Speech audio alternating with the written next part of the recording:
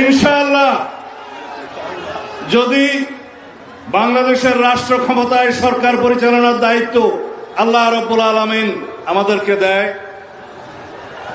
এদেশের জনগণ যদি আমাদেরকে মহব্বত করে দায়িত্ব দেয়, যদি আপনারা সবাই সহযোগিতা করেন, মঞ্চে উপবিষ্ট যারা রাজনৈতিক নেতৃবৃন্দ, পীরে কামেল, হযরত উলামায়ে কেরাম, আমাদের দেশের বুজুর্গানে দ্বীন যারা আমাদেরকে পরিচালিত করেন, সবাই যদি আপনারা সহযোগিতা করেন, একসাথে থাকেন, তাহলে আপনাদের এখানে আজকে যে সমস্ত দাবি দেওয়া আছে, আমরা সকল দাবি দেওয়া এই প্রস্তাবের পক্ষে ইনশাআল্লাহ। কানুনি ব্যবস্থা আমাকে শেষ করতে দিবেন তো, আমাকে শেষ করতে দিবেন তো। কানুনি সকল ব্যবস্থা জাতীয় সংসদে আলাপ আলোচনার মাধ্যমে গ্রহণ করা হবে ইনশাআল্লাহ। এই জন্য সমগ্র জাতিকে ঐক্যবদ্ধ থাকতে হবে।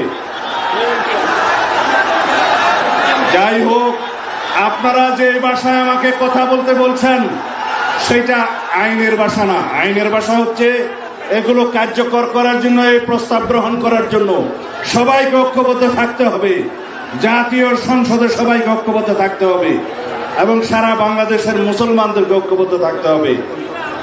আমরা ইনশাআল্লাহ আপনাদের এই প্রস্তাব গ্রহণ করব। আমরা কানুনি ব্যবস্থার কথা বলতে চাই। আমি আগেই বলেছি, যারা রাসূলুল্লাহ সাল্লাল্লাহু আলাইহি ওয়াসাল্লামের পক্ষে নয় তারা মুসলমান হতে পারে না। খুদা হাফেজ। বাংলাদেশ जिंदाबाद। कौम मिल्लत इस्लामिया मजहब से, कौम मजहब से, मजहब जो नहीं तुम भी नहीं, जज्बाए बाहम नहीं, महफिल अंजुमान भी नहीं। এই হচ্ছে আমাদের শেষ বক্তব্য আল্লামা ইকবালের ভাষায়। বলছে যদি মিল্লাত ইসলামী আমরা একটা থাকি, সারা পৃথিবীতে আমাদের শক্তি।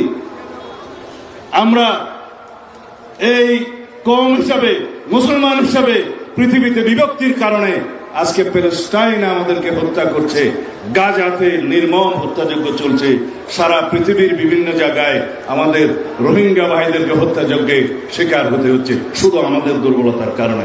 যাই হোক, আপনারা যেটা শুনতে চাচ্ছেন সেটা বলি।